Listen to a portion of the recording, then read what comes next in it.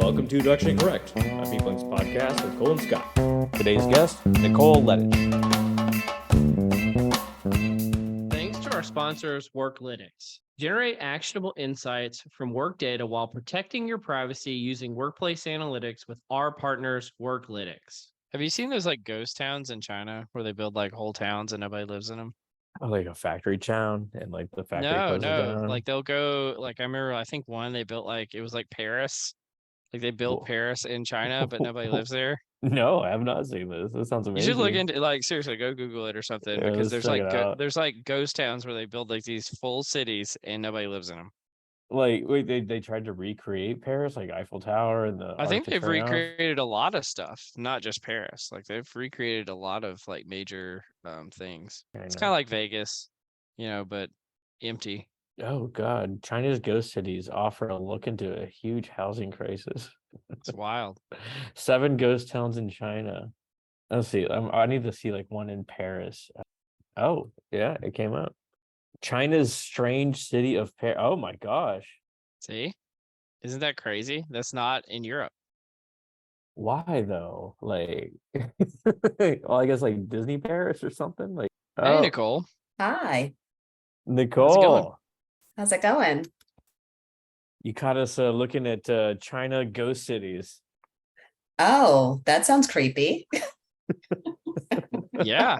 I mean, imagine going to a town and it being completely empty. That would be very creepy. Yeah, giving me zombie movie vibes. Or Why, just, why are they ghost towns though? I didn't get a chance to actually read the article. Like, why would they build these and they go away, Cole? I mean, I don't really know, but I presume that they kind of took the Field of Dream strategy. If you build it, they will come. And they didn't come. So now they're empty. Sounds like the podcast, right? Just build it and see if people actually listen. Yeah, no kidding. This is very strange. I don't have a good ghost town in China segue built in. Like, have y'all ever been to like the like old West ghost towns, anything like that? Mm-mm. No, my you? husband would love to. He is obsessed with things like that. Like he's one of those people who watches, if you ever see the History Channel at night. Ancient aliens. Okay. Yeah.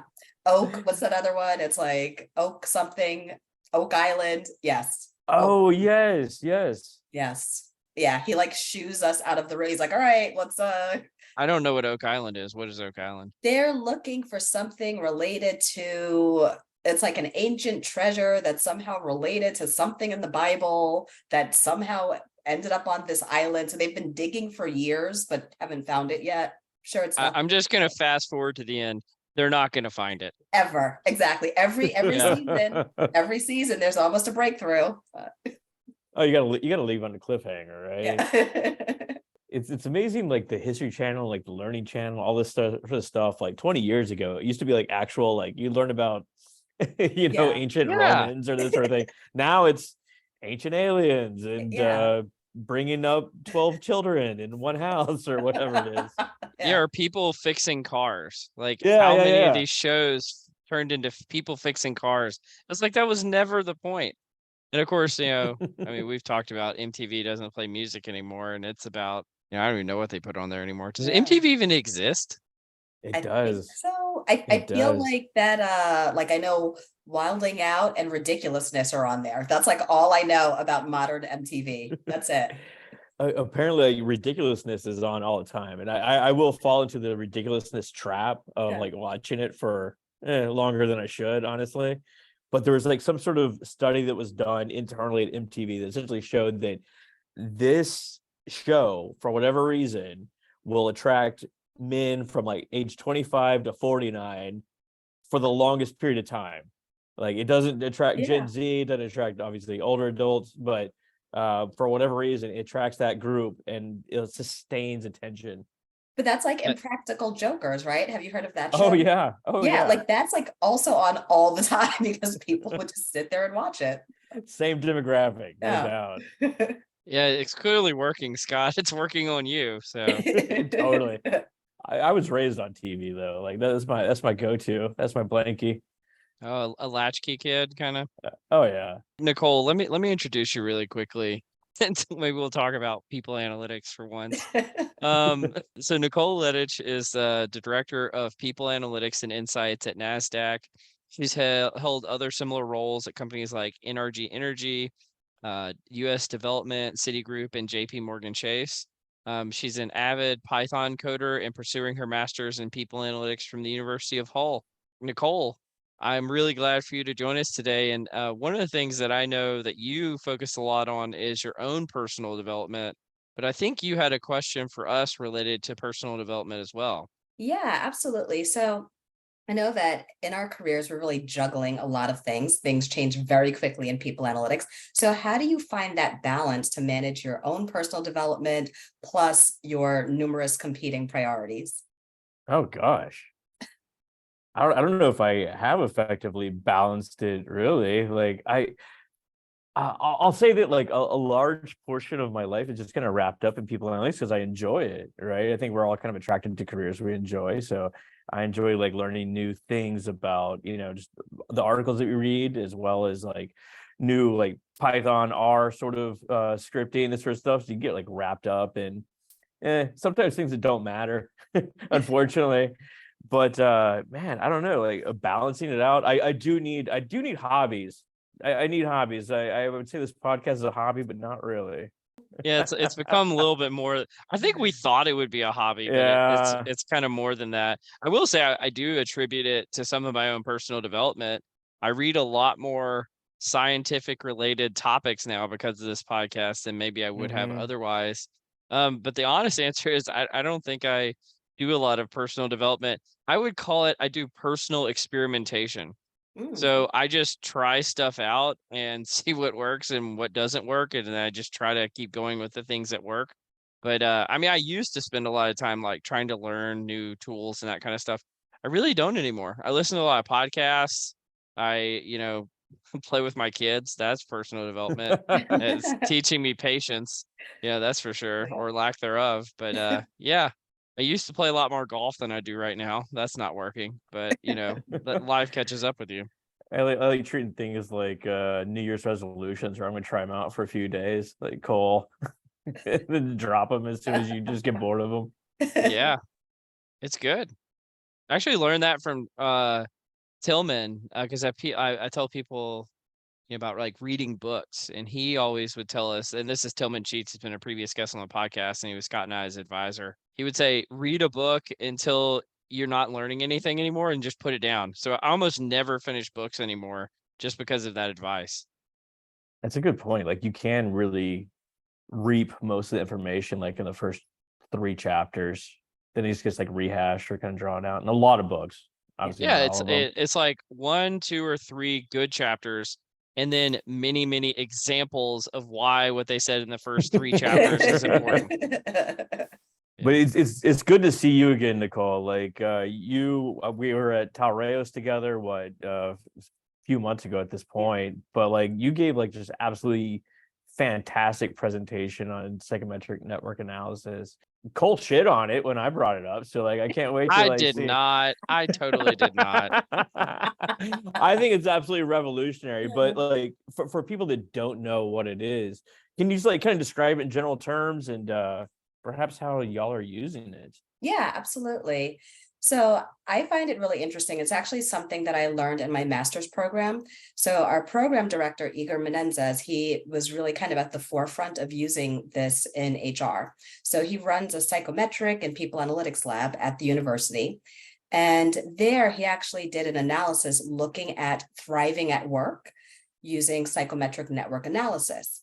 So what that means is instead of using organizational network analysis where you're looking at the connections between people, this is really concerned with the connections between constructs or survey items. And so like you said, it's really revolutionary because you're not really looking at those variables in isolation. It's how do those all work together? So it's really Mhm. cool stuff. Well, let me dig into that a little bit. So, what would be an example of practical uses of psychometric network analysis, and what are kind of the add-on additional insights that you would get that you wouldn't get if you hadn't used psychometric network analysis in the first place using this type of methodology? Yeah, that's a great question. So what I found is that when you're applying it to exit surveys, that's when it's really powerful. We always hear when it comes to people leaving organizations, it's career development and compensation. But when you apply psychometric network analysis to your exit survey, you start to look at all of those different touch points within your organization, and you see what the different levers are that you can pull. So one of the things that I've noticed in one of the analysis that I did is recognition was something that was huge. When you look at the different network metrics, it was the leading indicator when it came to strength, belongingness, and closeness. So when you think about recognition, you look at all of the studies out that are out there, and it really kind of makes sense because recognition is linked to higher levels of engagement. If you're not being recognized, then lower levels of engagement, which we know is related to attrition. Again, this just really supported some of the other research that's out there. But if I just looked at sort of the correlations, I wasn't getting that insight. Yeah, I think that's right. All these attitudes that we have come from our own brain, right? So they're all sort of interrelated. They're shaped by our experiences. They're shaped by what's going on, our own sort of idiosyncrasies, that sort of thing. So like when you look at a list of say item means, it's like, well, pay satisfaction is 4.2, manager satisfaction is 4.23. Your coworkers is 3.9, whatever, and you're kind of left with like, well, what is most important out of these, right? Right. So but they're all interrelated, right? So because like that's our experience at the work. And I think the beauty of like psychometric network analysis or causal attitude networks as described in other literature is that you can identify those with the highest touch points and the greatest connectivity to the other items or the other attitudes that we have. And therefore, if you attack one attitude, you can influence a bunch of attitudes at once. It's like a domino effect. Exactly. A domino effect. It gives in like if you're like a young researcher out there, like this is a perfect sort of avenue to make waves very quickly. Because it does provide you actionable insights to go after and attack these sort of issues. Because once again, like, what's the difference between like 4.2 and 4.1? What should we pursue? I don't know, but this provides an avenue. Exactly. So The way I like to look at it is it again, like to your point, it's telling you exactly what levers to pull, right? Exactly. So what is affecting recognition? And then that's where you have to prioritize some sort of intervention, and then that'll cascade out.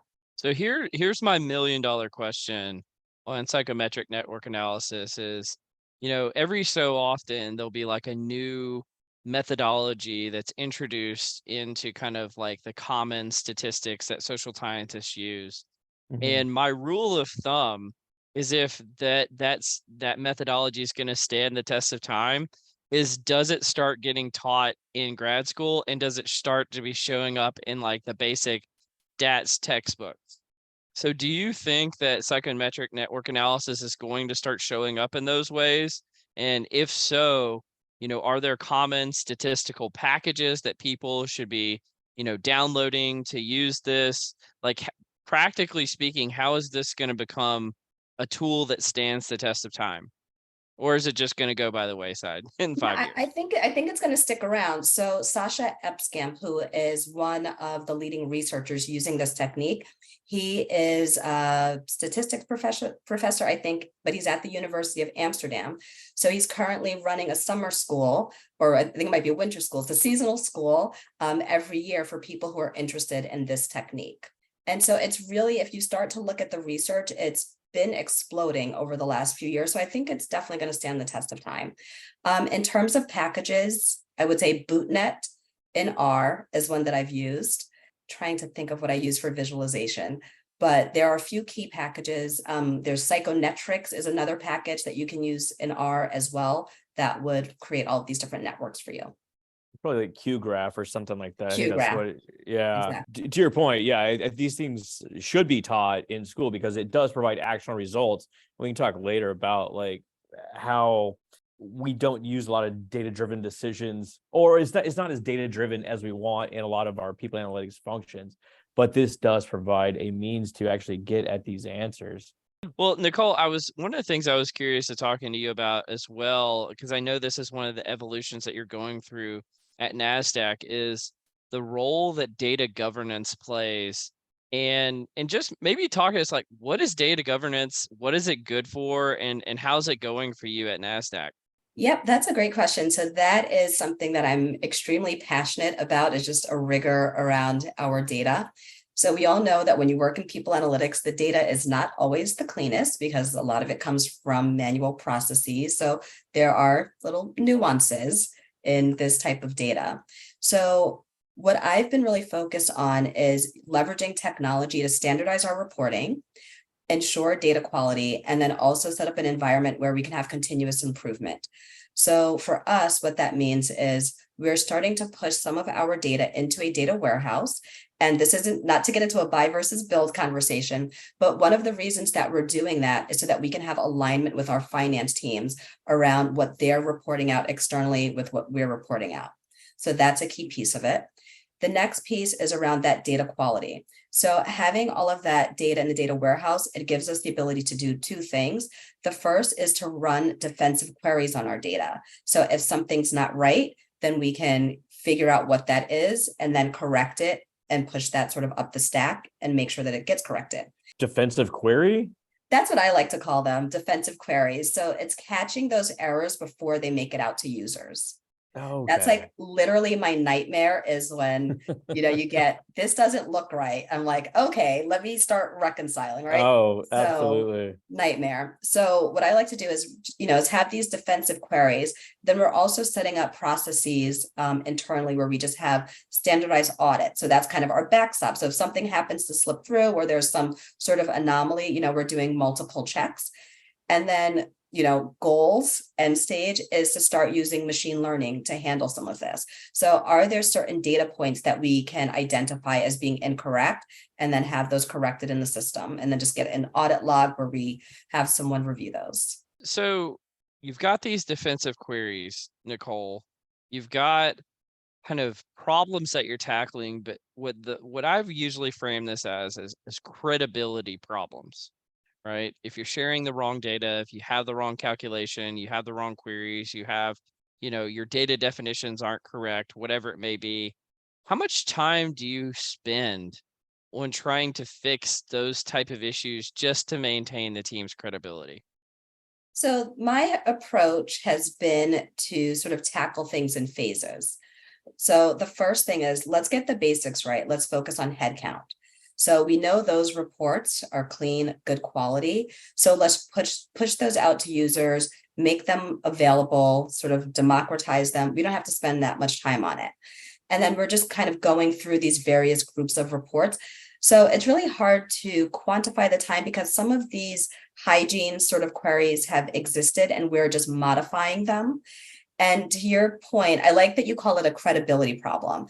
And I agree with you. When you think about people analytics, I think a lot of people dive right into the analytics piece, but you have to remember you're dealing with these stakeholders, and you can't build strong relationships and have that credibility if you're really starting from a shaky foundation. So although it is time consuming, I think it is a very important piece of work.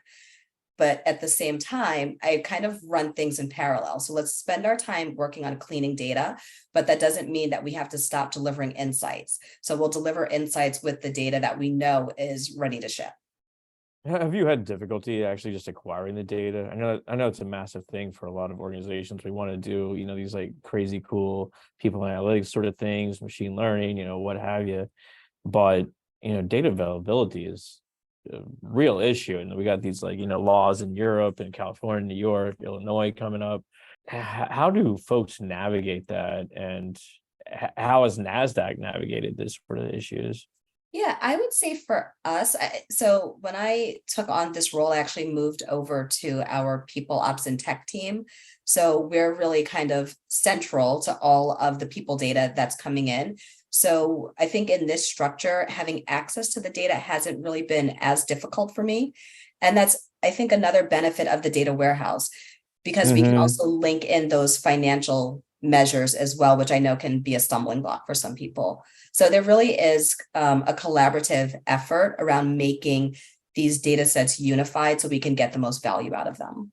Quantitative data is one thing, but I know that you're also very, I don't know, hip. You're a master at the qualitative method. And one of the things you talked about was like this like repertory grid. And like I said, Cole, what the heck is that? And he said, I don't know. Let's ask Nicole that. Yeah, I said, I don't know either. What is it? Yeah, so this is, honestly what I'm going to be writing my thesis on is using this repertory grid technique. So essentially it was developed by George Kelly. He was a psychologist in the 1950s. And essentially he came up with personal construct theory, which says that we all have different ways of interpreting the world. Those are our personal constructs. And whenever we're presented with something new, we run that idea through our own personal filter, and that develops, is going to help us develop that response. So something that you might find thrilling, I might find terrifying, right? And it's just all based on those experiences. Our psychological network Exactly. analysis, right? All coming together. And so what's cool about this technique is that it's a structured interview that elicits those constructs in the person's own words. So for example, let's say we wanted to talk about companies, what does it take to do people analytics well? So I could say to each of you, I want you to think of 3 companies who are doing it well, 3 companies who are kind of mediocre, and 3 companies who aren't. And so you would give me that list of 9 companies, and I take 3 companies from that list and say, okay, well, what do 2 of these companies have in common that the third doesn't? And you might say one is, doing people analytics at scale, one isn't, one has the right org structure, one doesn't. And so you really come up with those different constructs in your own words. And then the nice part of this is that you go through all those constructs and you can compare them qualitatively and also quantitatively when you're looking at an individual grid. So you can run something like PCA to say, all right, well, how do these different constructs move together? The thing I love about you, Nicole, is in the past, this was a while ago, somebody called me like a people analytics hipster. I always know like about it. It's like really like niche type of topics. You've already introduced 2 that I've never explored in terms of the repertory grid and then the psychometric network analysis. I'll flip the question you asked us earlier back on you. How do you find out about all this stuff? And how are you focusing on your development? And where are you finding all these niche topics? And maybe they're not niche. Maybe I'm just out of touch. Yeah, that's a great question. So I would say when it comes to psychometric network analysis, I was introduced to that in my master's program. And then as for the repertory grid, I actually was introduced to that by Max Bloomberg. So Oh, Max. Friend of the pod and yes. classic The wild man jackass. himself. We called him the Renaissance man. Let's stick with that. The Renaissance man, Max Bloomberg. Yes. So wait, you're getting your master's at Hull in England? Yeah, so I'm doing it online, which I need to do as the mother of a small child. With Yeah, the travel bills would get rather exorbitant. Yeah, and the reason that I was actually drawn to that program was because of the psychometric network analysis. So Max is over there too. he is. Yeah, I actually got to meet him in real life for the first time this year. So it was great. Oh my gosh, what was that like? Oh, it was great. It was so nice. Everything has been virtual. So it was so nice to actually just have a chance to sit and talk to him. And, I love my conversations with Max because they can just go on this very circuitous route, just cover anything. So. Well, it's like kind of like back to you. Like, is there anything kind of an extension of what Cole just said? Like, is there anything in your past that like kind of led you to where you are? I don't want to get to like a nature versus nurture or sort of argument here, but like, did you always have this sort of like orientation towards finding new tools or like people analytics, like looking after people, or was it just something that you found in school and said like, boy, this is the right path for me? Yeah, it's a great question. So when I've had sort of a very meandering career. So when I went to school, college, I was thinking to be a math major. And then I fell in love with English literature. And so that's where I think I really started to blend the quantitative and the qualitative. It's about as far apart as you can get, right? As you can get. And I just kind of love that mix. And so, after a while, I ended up working in marketing analytics, ended up running my own business. And then that's where I felt like it really pieced everything together for me in terms of, doing the analysis, but then also having to have FaceTime with customers and sort of getting that qualitative feedback, and just making those connections was really what kind of pulled me into people analytics. I was like, oh, I'm using my, employee metrics and it ties to my business outcomes. And so that's when I kind of made the switch to move into HR and, just fell in love. Well, and it's not just quantitative and qualitative and just very niche topics. I mean, aren't you brushing up on languages right now? I mean, like, I feel like that's like a big thing in your family. Do you want to talk about that at all? Yeah, it is. So it's funny that we were, earlier talking about sort of New Year's resolutions. So I was, I had been studying French since high school. Then I kind of like pick it up and then drop it. And I've decided to revisit it. So I'm practicing French. My husband is also bilingual, so English and Spanish. So my son decided to kind of, I guess he just ignored French and now he's learning Spanish and Hindi. So it's pretty neat that my son and I do Duolingo. He is like very adamant that we do not lose our streak. So, if he forgets to practice, like he compels me to. And then luckily for my husband, he gets to practice at work. Plus you can like talk about, what you're trying to accomplish at the house without the kid knowing, right? Like, hey, no dessert. Exactly. Well, you want to move on to the confusion matrix, Nicole? Are you ready to be confused? Sure, let's do it. We're going to try something new with you. How do you feel about that? Yeah, I'm down. This is called Pick Your Poison. Pick Your Poison. So we're going to give you two topics. You choose one, whichever one you want, and we'll try and banter about it. Okay. If you could have a celebrity as a coworker, who would it be? Or what's the biggest misconception about your job? Ooh, I want to go with the biggest misconception. Oh, okay. Yeah. Let's do it. So I feel like the biggest misconception is that I'm just kind of sitting around coding all day, when actually a good portion of the job is meeting with other people and getting feedback and understanding what's going on in their worlds. So it's not really sort of where you're isolated. It's like, I feel like to do people analytics well, you actually have to really put yourself out there a lot. Yeah.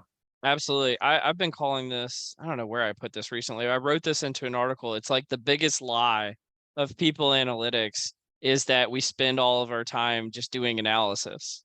And it's like, it's very, I wouldn't say it's rare. It's just, it's not what you're spending over 50% of your time doing most days.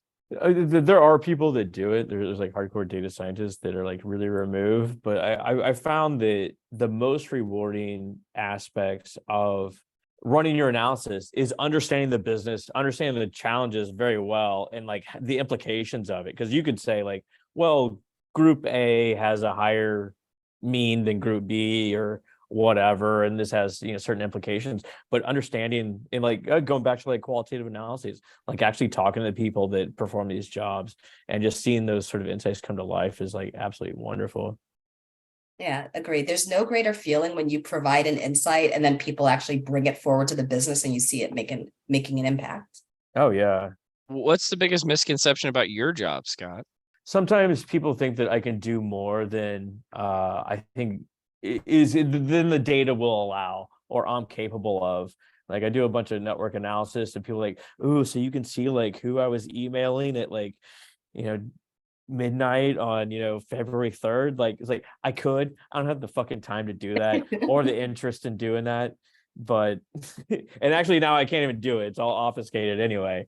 Like I don't have that sort of energy to get into it. We can do a lot, but there's like certain sort of aspects that we just can't approach. What about you, man? The biggest misconception, I don't even know if this is about my job, it's probably just about me, is that I remember stuff. Like I talk to so many people, they're like, oh yeah, when the next time you hear about an open job, tell me about it. And I forget immediately after the call is over. Like, yeah, somebody the other day told me they were looking for a job on your team. I can't remember who it is. I know this is unhelpful. I'm sorry. Have y'all ever done like a quote unquote like ride along with an employee, like sit by them, like watch them do their job? Yeah, those are fun. Have you ever done that? I famously did a police ride along in New Orleans to develop the NOPD selection instrument, and boy, that's some wild stuff. Wild stuff. Like rode around in the French Quarter and And live to tell the tale. barely. Like I have much respect for the cops just because like it was at the like earliest time that I could like reasonably get out of this situation. I was like, I'm out. It's like 10 o'clock. I have you till midnight, but I am so out of here. This is so scary. At a previous employer, I got to stock the shelves at grocery stores. That was kind of interesting. They just put you to work. Wait, was it like, and it was like 2 a.m. in the morning. So the shift started from Oh, 2 a.m. through like, I think it was 9 a.m. And that was brutal, man. Oh, that's crazy. Yeah, I mean, I think it's interesting when you do that because if you think about it from a data flow perspective, it's you kind of understand how some of those little nuances happen when you're actually doing that ride along or doing the job yourself. So. you want to move into that nerdery? Let's do some nerdery. Do you want to talk about the SHRM article, Scott? Sherm, absolutely. So this article is entitled Sherm Research. People are like still in the early stages. It's a rather short article, but essentially they go through some of the data. And according to what they found, 58% of only 58% of organizations are making data-driven decisions, which was alluded to earlier. 19% uses causal models, which we could debate causal models, whether they're actually causal. Most people analytics functions are limited to dashboards, which are have limited utility. Not dashboards in general, but the ones that they're referring to anyway. Most people analytics functions are limited to turnover and recruiting sort of exercises, which kind of move the needle with the business, but not some more extravagant issues. There's data access issues, which we talked about earlier, and AI is still needs to be implemented. But I got some more points on this. But how do you guys feel about this? Yeah, let me jump in here because I thought the points made in the article missed the point altogether. And so basically the thesis of the article is people analytics is still in an early stage. And I actually just don't agree with that. It's not really anymore. I think that what they point out is the limitations for demand in people analytics. Yeah. So people just want dashboards on hiring data, dashboards on turnover, dashboards on pay equity, and that type of stuff. But what you run into when you're leading a people analytics function, I'd be really curious to get your perspectives on this, is creating solutions to problems that other people don't see as a problem, right? And so no one's asking for causal models. So it's no surprise that causal models aren't showing up on a lot of teams. So you're No getting one's at like just like a pure misalignment to the business objectives. that is absolutely correct. And the thing is, I think what people analytics often does, it's not at an early stage anymore, but what it does is it either does one of two things in my perspective. It misdiagnoses a problem and solves for the misdiagnosis, or B, it actually solves a real problem, but the stakeholders who are in charge of fixing that problem don't want to hear about it. They don't want to hear about the results that you came up with. And therefore, your work ends up being wasted just because they didn't want to hear the results in the first place. Well, I was going to say, that's why I think it kind of goes back to having, putting yourself out there and talking to people and that business alignment. So without that piece, then it's a bit tail wagging the dog. And yeah, you can present something, that no one's really asking questions about. And I feel like that is a big problem where we do have certain products or dashboards where they're just answering questions that no one is asking. And I believe in keeping things simple and then focusing on those specific areas where people are going to actually drive action. Yeah, that makes sense. Like spinning up problems and then creating some sort of dashboard or other sort of model to solve them where it's not actually useful to the business. The thing that I perseverated on in this article is they said that going into AI, they said that 19% of the group, I guess their sample group, was confident that AI-driven people analytics was going to eliminate bias, and another 70% were confident somewhat confident, which that's 89% of people like are confident that AI is going to eliminate bias. What it says is 89% of people don't know what they're talking about. And they have magical thinking in mind. Oh, AI, that means magic, right? Yeah, I just got stuck there. The adage garbage in, garbage out, but it's beyond that, because like now you're feeding in the outputs of your model back into your data set, and like what kind of bias are we talking about? I assume they're talking about ethnic or gender bias, but there's all sorts of other biases out there. I think we talked about this on the pod before, where people lump in this term bias when there's like over 120 cognitive biases, and that's just one type of bias. And so they use it as like this catch-all word where it's like, I don't even know what it means anymore, because people use it as, I don't even know, like maybe like coded language where like what I really mean is something else, but I'm just going to say bias. It's like, no, tell me what type of bias you're talking about. This is why we need a repertory grid. Oh yeah. Hey, she did it. She brought it back. Well done. Or like the term discrimination, like in psychometric terms, wonderful. You want the best discrimination, and you want bias towards the best workers or whatever your model is trying to answer. Exactly it. Well, I had one article sort of related to your point you just made about wanting to bias in kind of a positive direction, Scott. And it's from somebody that we've talked about their articles a few times on the podcast, Dr. John Sullivan, who is still thwarting my reach out efforts, but that's another conversation for another day. The article's titled Opposition Research Improves Employer Branding, Recruiting, and Retention. And so talk about topics that you don't hear about very much in people analytics. Let's talk about opposition research, which I think is mostly, I guess, associated with like politics, where one party will research bad things about the other party. But what they talked about is, most of people analytics is focused on just trying to figure out like your own employer value proposition. Like, what do we offer? What's the good things about us? What's the bad things about us? And how can we mitigate the bad things? But what the author is talking about is you're missing half of the equation, which is, where do you stand in comparison to the people you're competing against? And do you even know some of the key facts about their strengths and weaknesses? And then once you know that information through multi methods that people use to get that type of information, can you use that data to better construct an employee value proposition that will, retain, develop, and recruit and attract people to want to work at your organization? I thought it was very intriguing. And again, another topic that you don't hear talked about very much in people analytics.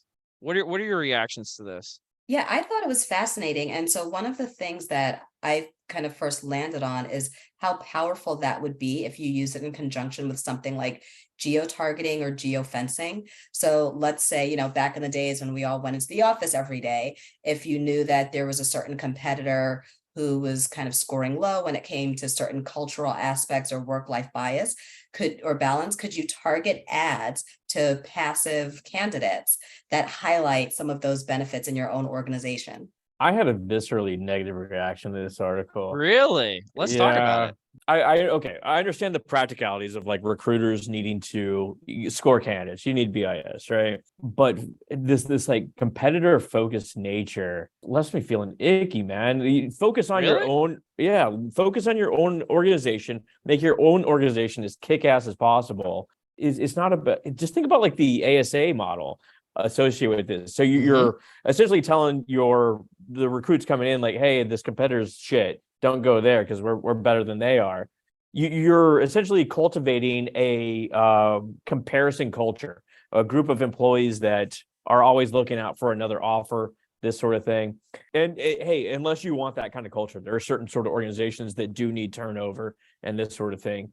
But yeah, overall, I just don't like the overall feel of it. I think that organizations should just try to do the best that they can to make their organizations as good as possible. Yeah. Do you mind if I take the other side of it really quick? You should not do that. I should No, not. of Okay. course, of course. Well, Take it. let me Take let me it. research my opposition. No, I'm kidding. The way I really look at it, and again, I think there's a non-charitable reading to it, obviously, and I think, I don't want to be bringing what they're doing, like negative stuff from politics, into the workplace. That seems like baloney. But I see it as like blind spot mitigation. You don't even know, like, if we're only, think about like apples and oranges. Well, if we're only focusing on ourselves, we're saying, well, how good are our apples? But maybe somebody else is doing orangish behavior and we don't even know. Like, it could be good, it could be bad. And the other thing is, I mean, especially if you're working for organizations that are recruiting very sought after talent. So it could be, computer scientists, could be MBA graduates, it could be whatever it may be. Well, oftentimes you really want to know where you stack up in the ranking of like trying to get those people in comparison to your peers. It doesn't necessarily have to lead to a comparison based culture, but if you're not doing the research, you may not know, and you may lose a significant portion of people that you otherwise could have gotten if you weren't ignorant to it.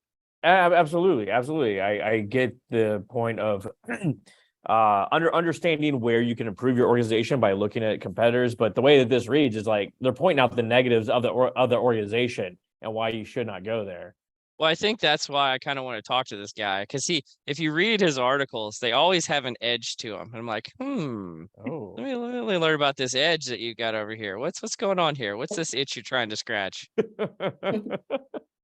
Have y'all ever been in a situation where like a org has like essentially said like, oh, don't go over there, you need to go here?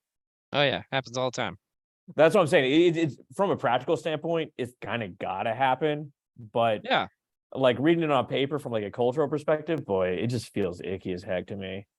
But I feel like you can blend the two things, right? It doesn't necessarily have to be ops research to trash the competitor, but you can highlight the things that make your company great. There's a story, I think it's not Bayheim, a basketball coach from UNLV. I can't remember his name, famous coach. But essentially he went to a recruit's house and like he's like trying to recruit him to UNLV. And the recruit said, well, like I got an offer from Stanford. And he's like sitting there in the living room. He's like, oh, hell, go to Stanford. Like, you can go there. That's good. That's good opposition research.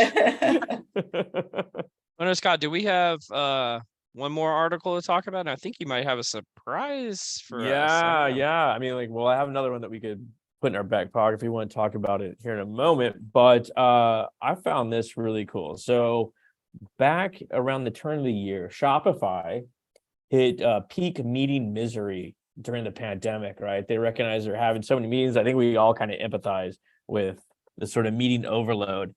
And so to mitigate this, they deleted all reoccurring meetings with 3 or more people, deleted needless Slack channels, no meeting Wednesdays were instituted, and a limited window for large meetings with more than 50 people. But I found this like cool tweet. They've taken it even further. They now have this tool that for every meeting, and I'll try and hold it up here, for every meeting, it shows you the cost of that meeting based on the attendees that are in the meeting. So this particular meeting has 5-6 people, estimated cost $2,100 to hold that meeting. Just like another way to discourage meeting bloat.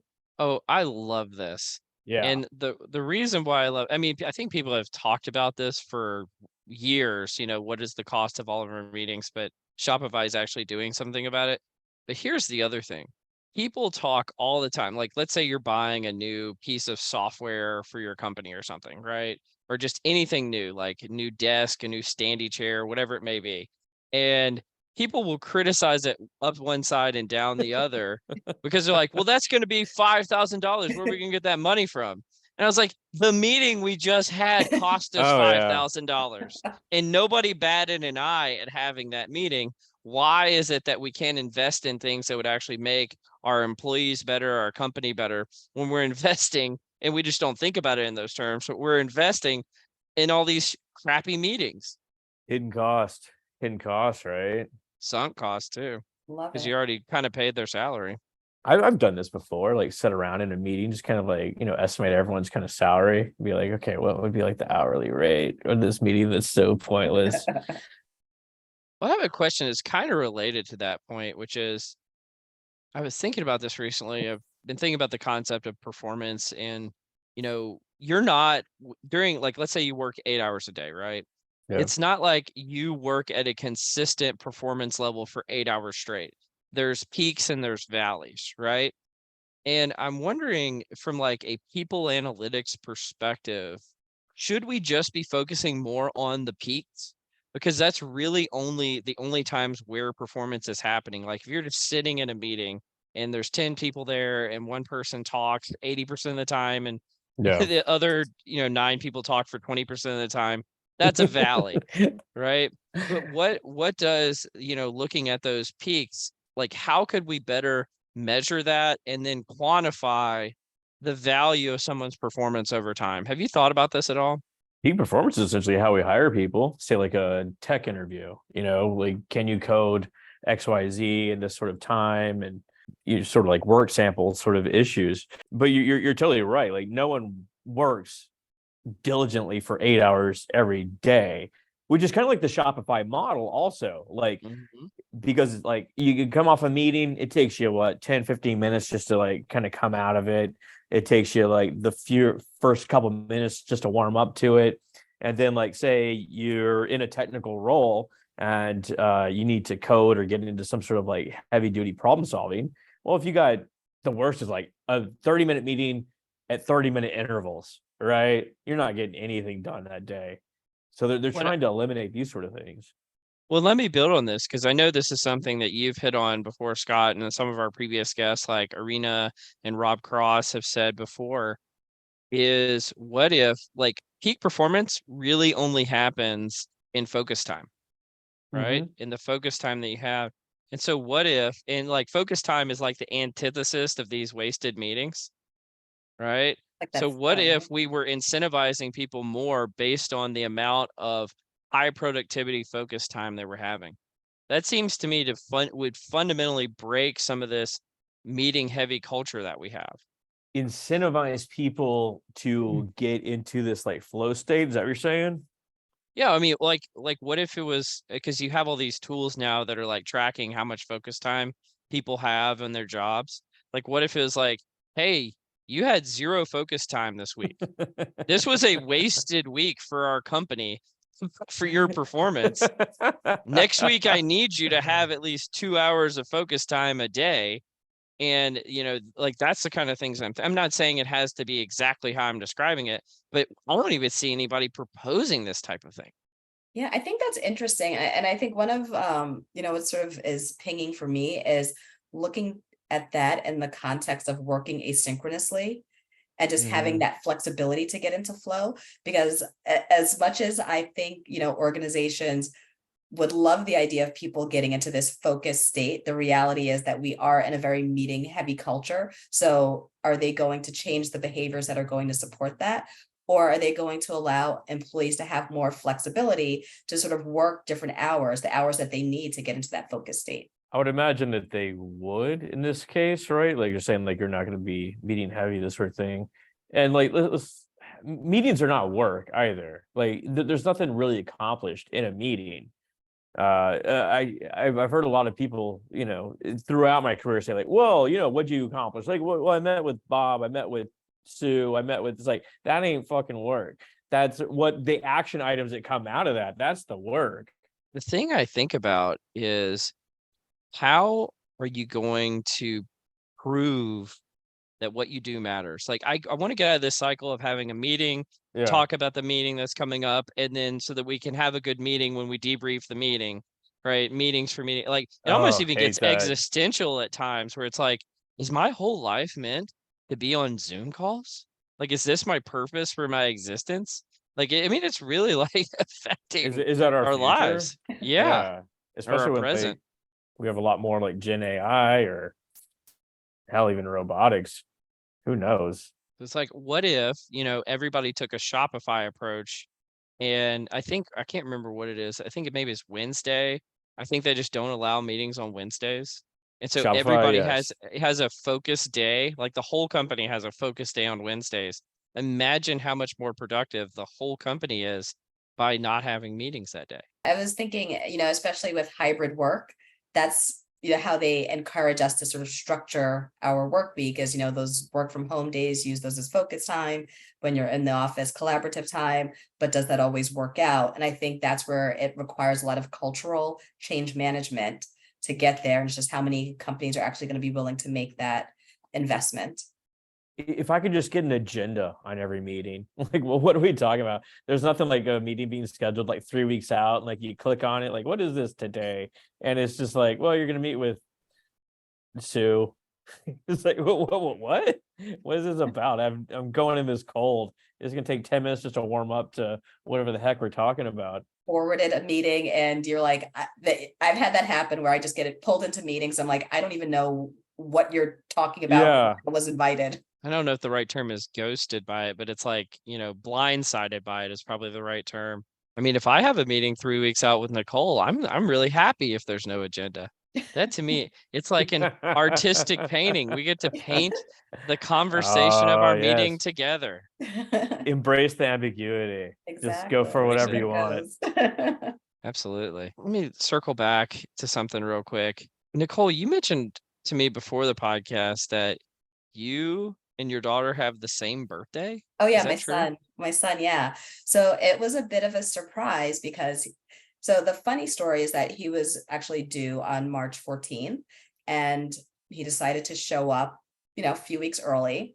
My husband was actually in South Carolina at a training and he had to drive 13 hours straight because I was going into labor. And I was like, if you are not here by the time this boy arrives, then, this is going to be a tremendous problem. But he got there on time and we were, it was the day before my birthday. And then we just sort of started counting down the hours. Then he was born a few hours after midnight. So it was really cool.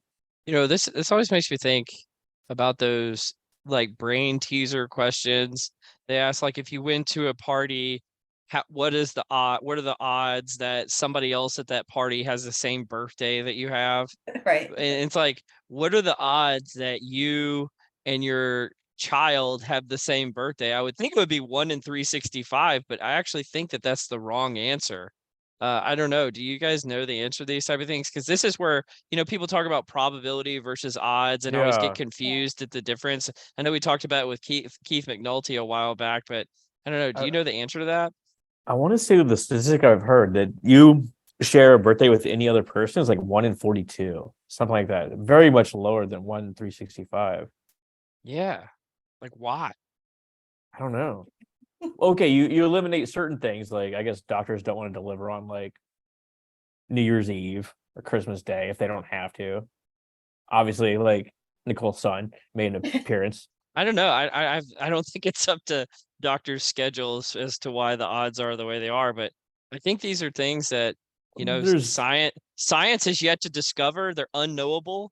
There's other factors too, like biological, like maybe people go out on New Year's Eve and September comes around. Baby boom. Yeah. Yeah. I remember they were talking about when COVID first happened that there was a baby boom right after that because everybody came was staying together in the beginning. Anyway, well, this is the point where we've officially unraveled and we're talking about baby booms.